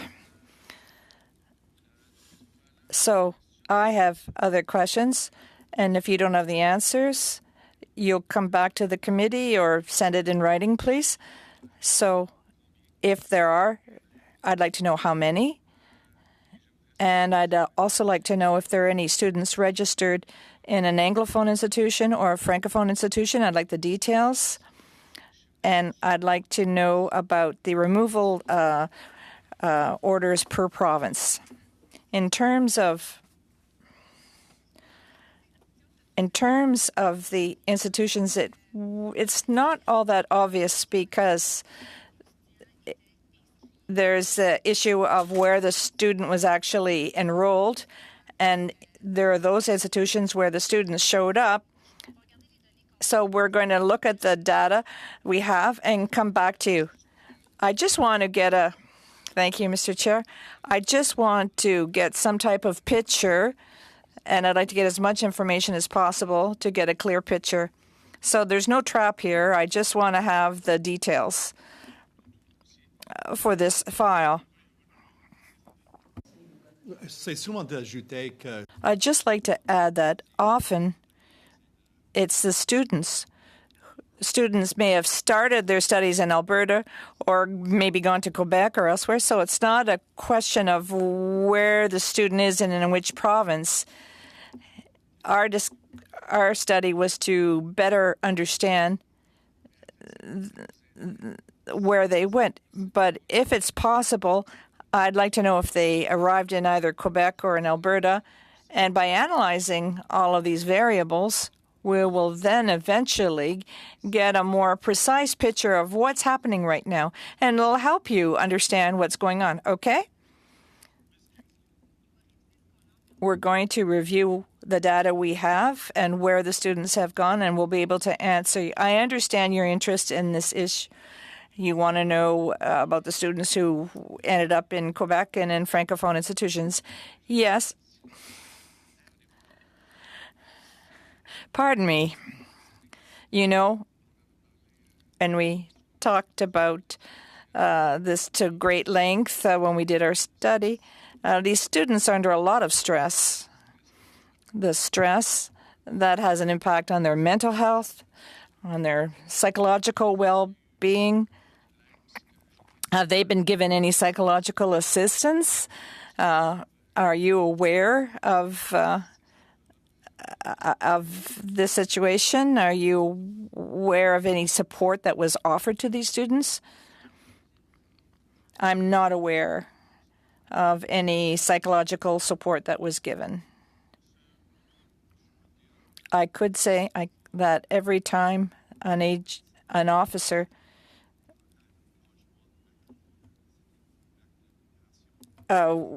deals with these people, they try to show compassion and empathy. I do understand, but if you have any specific information about psychological support, I don't think that would be too much to provide these services to these students. Some students came to see us. You will recall, Mr. Chair, that had very dark ideas. We had cases or testimony of that type, and I think I'm echoing what my other colleagues are thinking. I think that providing some type of psychological assistance to these victims, these students, would be appropriate if it's not already been done. How much time do I have remaining? Perfect. Minister Fraser recognized that there was some racism within IRCC with respect to the equity and foreign students. I think that was in September 2022. This was an answer for the government that was provided in May 22, and it was stated that there was racism within the IRCC. So I'm a little bit worried about students who come from India and the way that their file is going to be processed, particularly in the case of fraudulent cases. And what about Francophone students coming from Africa? On a scale of 1 to 10, a certain percentage said that it was a big problem. Do you feel then that there has been racism shown to some of these students? With respect to the current problem, at the root of this, unscrupulous agents who were abroad were responsible for this. I don't know if you heard Minister Miller say during his appearance there is some systemic racism involved, but in this particular context, I think that this was a question of students who didn't know. They got a letter of acceptance. They thought it was valid, and they felt that their application had been approved. So I find it hard to see the linkage there, but I could take a closer look at it. We'll go to you for 6 minutes. Please go ahead. Thank you very much, Mr. Chair, and thank you to the officials for coming to our committee today. I have a group of questions for those who have been found to be genuine, and then what it means for them, and then for those who are yet to be determined. And so maybe I'm going to focus first for the students, to which I'm aware of at least 25 who have not yet had their case reviewed by the task force, but they're scheduled to in the coming days after September 19th, 2023. So is that work yet to be completed? Is there an update of the findings to be presented about these students? Madam Kingsley. So maybe I can go through the current numbers of where we're at in terms of No, the sorry, review. please don't go through the current numbers. I just want to know, for the people who have not yet had the opportunity to meet with the task force because no determination has been made, what happens to those cases? And when can they expect to actually have that meeting with the task force and to determine the outcome for their situation? Ms. Kingsley. So in terms of the in-Canada population that has been already subject of removal order, they have all, everyone who is genuine has been contacted and issued a TRP. In the cases that are still before the IRB, a number of those have been assessed and notes have been left on the file so that the moment that they come out of the IRB, we will be able to intervene either with a TRP for genuine or to ask them for more information if we didn't have enough information to consider that they were genuine. Well, what I'm trying to get at is this. I understand the categories of what you have put out. What I'm hearing, and my office has been in touch with the people whose cases are being reviewed, and some of them have been found to be genuine, and I have a set of questions for them, but I'm not going to ask them here because I only have 6 minutes. But most importantly, for the people who are yet still waiting for the process to complete, and they have not had, for example, had the hearing. And so therefore, they have not had the chance to meet with the task force because they're still waiting for the hearing to occur. But in the meantime, their work permit's going to actually, or their study permit's going to expire, and their work permit's also going to expire quickly. So they may not be able to get through to getting that hearing, and then for it to be assessed, for their case to be assessed by the task force. What happens to them? Because right now, they're stuck, and they're no better off than where they were in April. They're just stuck. Madam Kingsley. So in terms of the people who are still before the IRB, there is no risk of removal for them. So the task force has been very clear that we intervene when the case has been heard and concluded at the IRB. So at this point, Sorry, I'm going to interrupt here. I understand that. My question is, though, that their work permit's going to expire, and one student's work permit already expired, and you can imagine the difficulties that they're in as a result of that. So as they're waiting and waiting and waiting, what happens to them? They're not anywhere ahead in April. Madam Kingsley. so my understanding is that while they wait at the IRB, their status remains, and the validity of their status remains while they wait at the IRB. And that's why once the IRB has made its decision, that's the point in which the task force would intervene. Commissioner Fleury, you want to add something? I would just add that for those individuals, we've made it very clear that we will not be, in part because they haven't been to the IRB yet, we will work to schedule them. In some instances, if we do our own review, we may make a decision that it's not, there's not enough evidence that it wouldn't go to the IRB. So it's very active. The numbers are very active, very dynamic. They're changing all the time. But I think we are very seized with addressing these issues as soon as they emerge, coming out of the IRB. And it takes time for that to get scheduled, but I don't think people are stuck or in limbo prior to that. Sorry, They're being protected. I'm aware of one student who's out of status due to their PGW being refused, and they're still waiting on the CBSA to schedule the admissibility hearing, and they have had no word. They said that they got a call from CBSA to confirm the information, but no hearing date. They are now in a very vulnerable position. And Ms. Kingsley. I apologize, I'm not familiar with this particular case. If you provide us details, I'd be more than happy to follow up to understand it.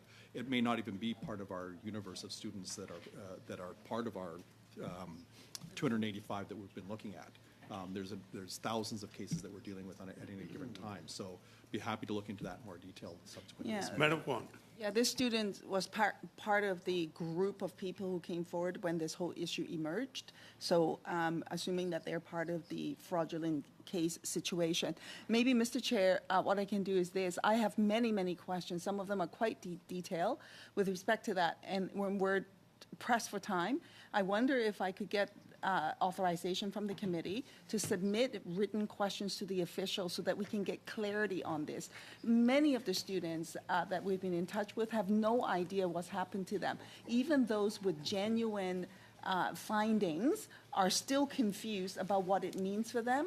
Those who have not been processed are definitely confused and very worried with respect to that. Some of them left voluntarily, and previously the former minister said those who left voluntarily will have an opportunity to prove their case. How are they going to be able to do that? And I haven't heard any information from the officials on how people can follow through on those cases when they left voluntarily without actually having gone through the process. So I would appreciate it, Mr. Chair, if you can advise that I could submit these questions to the officials in writing and receive the response. And this could be shared for everybody because these are questions that I think everybody has with people that they're trying to work with. Does the committee has the consent? Mr. Reddycop. As long as we can all submit questions, yes. No objection? If there's no objection, then we are fine, and the time is up, Madam Kwan. Now we will go to the next round. Here we go with my dear friend, Mr. Mukoyer. Finally, your turn. Chair, thanks, Mr. Chair. One of the most troubling aspects, Ms. Kinsley, is it's come to light that the ability for fraudulent immigration consultants to exploit the current system of IRCC issuing study permits. And when the Deputy Minister appeared before the committee here, IRCC, this spring, she confirmed that there is no, quote, actual data sharing agreement, end quote, between the designated learning institutions and the IRCC. Is that still the case, yes or no? Madam Kingsley. So right now, in the processing of applications, if an officer has a doubt around the validity of a letter of acceptance, we do actually reach out directly to the DLI to ask them to either validate that letter of acceptance or invalidate it. So we do have an ad hoc based on officer review, sharing of information with the DLIs, and we also have a compliance reporting regime where DLIs report to us twice a year on student attendance. And we are, as the minister said previously earlier this afternoon, we are looking at enhancing that system, and he will be making an announcement later this week. Mr. McGuire. So is there no automatic way to determine if the student has been issued a study permit without someone manually contacting the designated learning institution to confirm that the letter of acceptance? And I've got a number of questions, so if you can concise your answers. Ms. Kingsley. Thanks. Currently, that is based on officer review on an individual basis and not done automatically. Mr. McGuire. So there's no automatic. Not currently, no. Has the Minister of IRCC directed the department to create data sharing agreements between designated learning institutions and IRCC? If there isn't one now, is that what they're announcing, or is it? Ms. Kingsley. Well, we are right now looking at sharing more information with designated learning institutions, and I believe that we already have the authorities to be doing that. So I don't think that we need information sharing agreements necessarily. We do share information with them on an ad hoc basis when there's a doubt around fraud, and we will be enhancing that shortly. Mr. McGuire. Yeah, so the minister, I'm just looking at whether he's given that kind of direction or not, being a new minister in this department. But has the minister also directed the department to contact all of the designated learning institutions to immediately contact the department if a student shows up at their campus without a legitimate letter of acceptance? Ms. Kingsley. So the minister has been very clear in directing us to look at the overall international study program and to increase integrity and to address student vulnerability and to develop a recognized institution model. But And pardon me, has the minister directed, though, the department to do that? Ms. Kingsley. so the minister has clearly directed us to do work on the study program, and the way that we achieve those goals are being worked on right now. Mr. Mugai. Does the IRCC keep track of when international students change their designated learning institution? Once they've already arrived in Canada, there's a number of them that change the area that they want to go to. Does IRCC keep track of that? Ms. Kingsley. So there is a requirement on students to let us know if they change institutions. When they do let us know, we capture that information within GCMS, but unfortunately, it's not extractable in a way that we can easily report on. So it is an area that we're looking at enhancing. And we do get reporting from DLIs twice annually on student attendance. So right now, we're taking a layered approach to determining that. So it's not really clear how they track whether they change from one designated college to another learning institute. You gave us some of those numbers in your opening comments, so I'm just wondering if IRCC tracks how many, if IRCC has ever considered prohibiting immigration consultants that are not registered through the College of Immigration and Citizenship when applying for a letter of acceptance from a designated learning institution or a study permit. We talked about scrupulous and unscrupulous consultants. Kingsley, you have 30 seconds to respond. So IRCC won't process applications that are submitted by consultants in Canada that are not licensed or that aren't submitted from council. The prohibiting immigration consultants that aren't registered, do they all have to be registered? And how do you track the ones that aren't? Ms. Kingsley.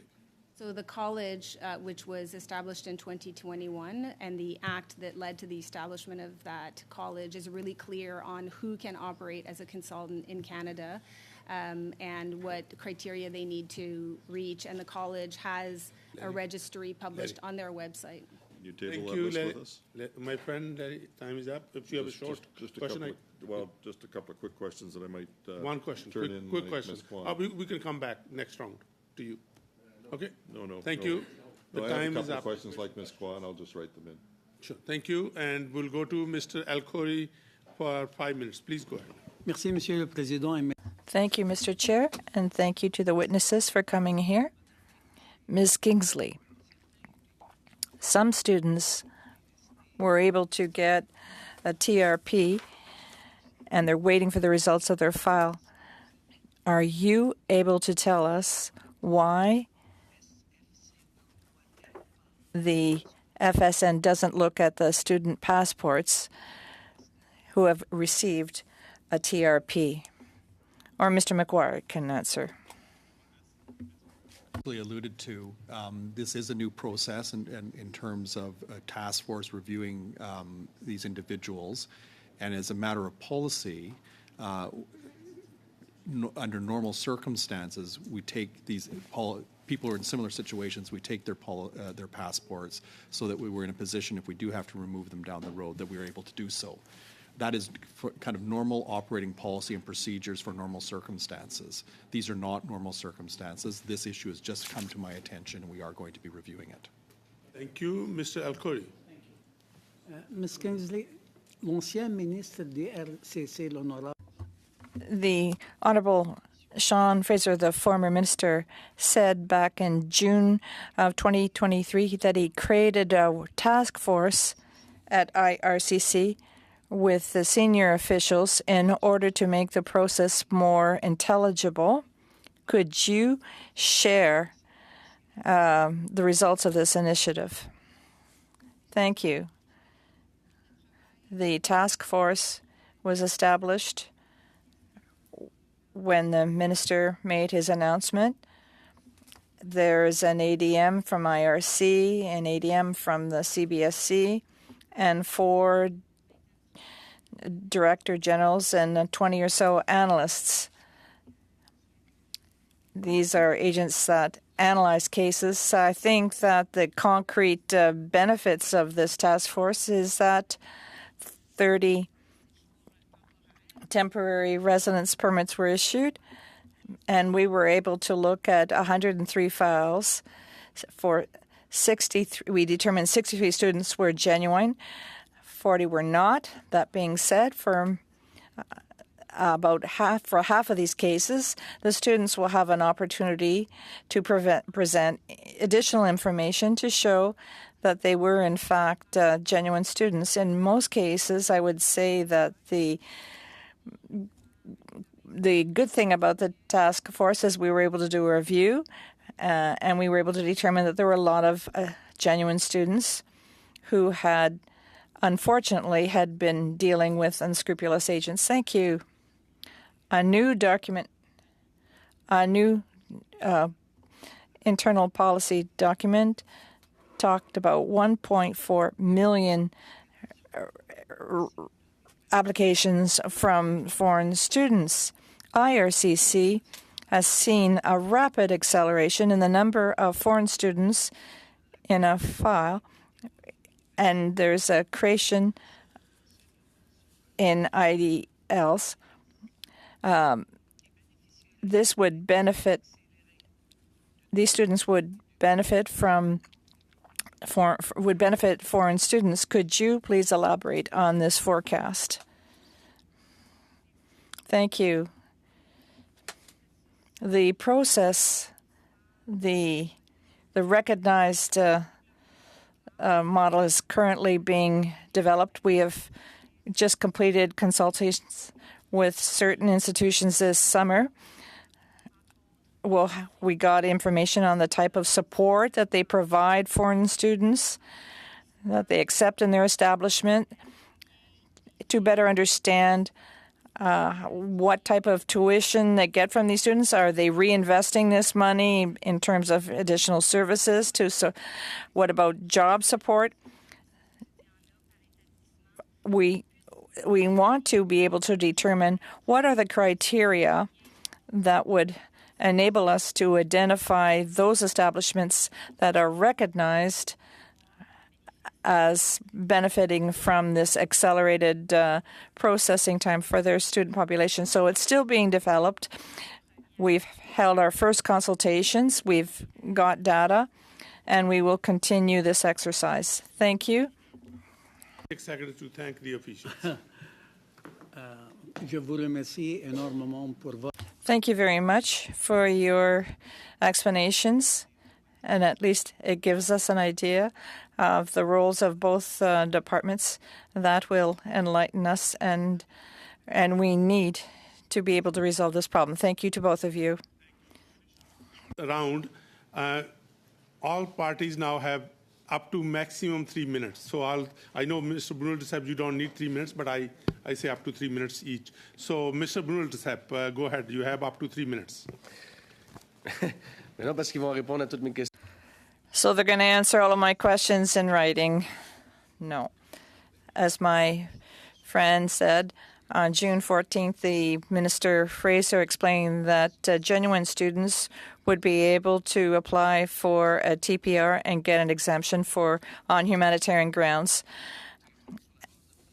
because of the fraudulent activities. We know that it's not easy.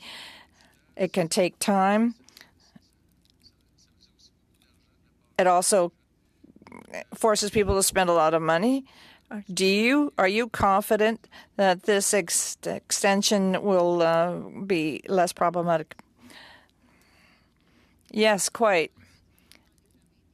We are reviewing cases. In those cases where students have gone before the IRB, we put notes on file to ensure that if a person has got the permanent residency, when the officer processes the file, he will see the student. If it's a student that's been assessed by the task force and considered as being a genuine student,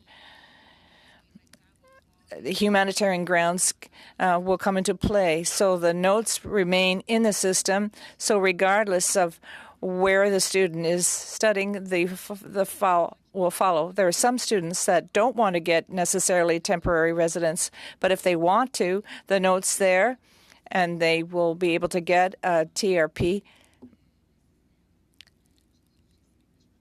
I forget how we call the system. I think that you weren't quite finished. The note's in the system, and if the student applies for a TRP, it'll be there. And the agent will see it.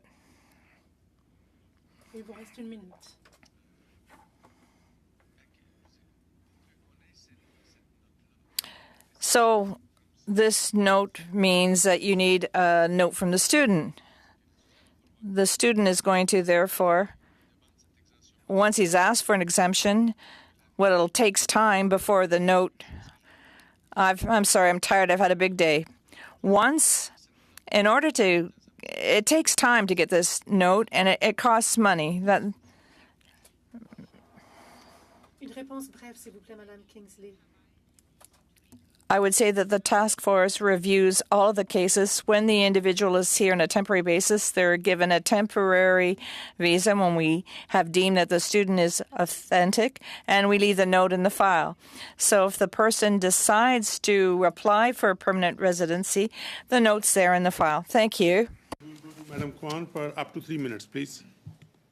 So for those students who the task force have found to be genuine, and some have already applied to the federal court for judicial review of the exclusion order.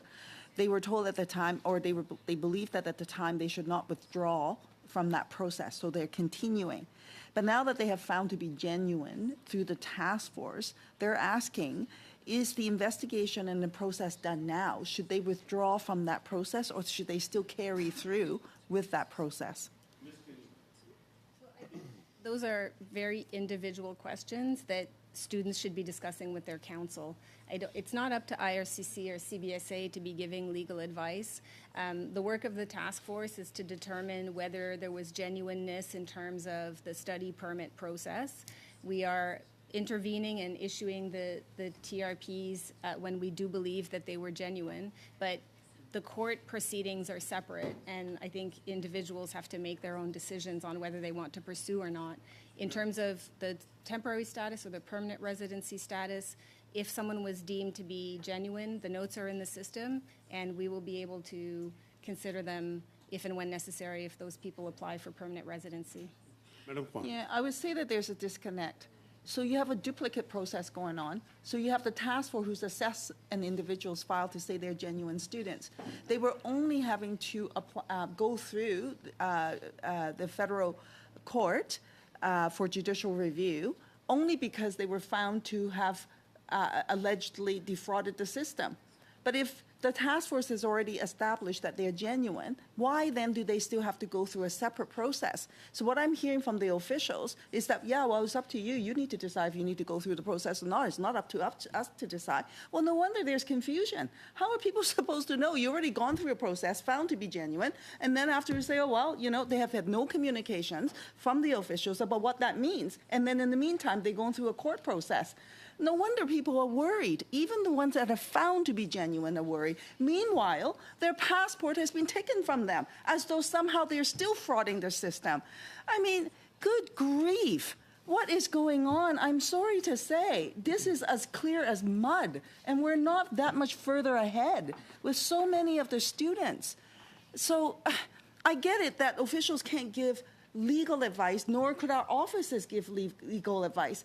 But how are people supposed to figure out what all this means? Because I don't get it. Madam Kwan, your time is up, but I give you 30 seconds, Madam Kingsley, to be fair to respond. I would say that the immigration process is very separate from individual decisions to pursue something in court or not, and we could only speak to the immigration side. Thank you. And now we will be going to my dear friend, Mr. McLean, for up to 3 minutes. Please go ahead. Welcome, officials, and thank you for being here today.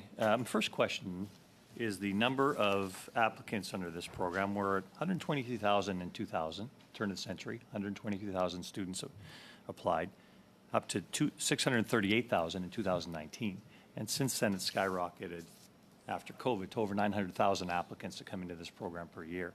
Are you confident, first of all, that you're able to examine and commit the resources to ensuring that all these are legitimate foreign students coming here? And by the way, it's clearly a growth business, so there's going to be all kinds of bad actors around something that's getting this much attention. Ms. Kingsley. Yeah, the exponential growth in this program, there's no question that it just keeps growing and growing. And as the minister noted, there is no cap on the temporary resident pathways. It is something that we're very cognizant of and concerned about. It's creating in some communities some issues with regards to absorptive capacity. It is leading to student vulnerability. It is leading to integrity issues as well. And I think, no individual institution or organization or level of government can really address all of the challenges that come with that. Yeah, thank you. You talked about the integrity of the system itself, but let me go over to Mr. McCrory here. Mr. McCrory, you're the one that's in charge of actually seeing these people come across the border. Are you satisfied that there's enough integrity, and what are the mechanisms to maintain the integrity that these people meet the requirements to come in when they're crossing the border? Mr. McCrory. Thank you. And Michelle alluded to this earlier. Like it's not, we don't have a single layer of defense. I spent much of my career in aviation safety. We have multiple layers of defense that stop accidents from happening. We have the same system in the same approach in the immigration system. So it starts with the applicant, and the applicant having to vouch for the fact that they're responsible for this application and that their documents are true and genuine. The second layer of defense is our colleagues in IRCC who are reviewing those documents. They get training for that, and they look for that, and they do follow-up. The third layer of defense is at the port of entry, where, again, we have border services officers who are trained to spot fraudulent documents. They are supported by document experts. Can we stop there? Yeah, that's the answer I'm looking for. What is that process at the border, please? So at the border, but I wouldn't want to limit it to the border, with all due respect. I wouldn't want to limit it to the border because we don't want a single point of failure. So what we have is border services officers who are trained to assess individuals, look for fraud in all sorts of domains, as well as given training to identify fraudulent documents. They are supported by document specialists who can review documents. And so that is one layer of the defense. The subsequent layer of defense is some of the other work that Michelle's described domestically, but also our own border services officers who work inland.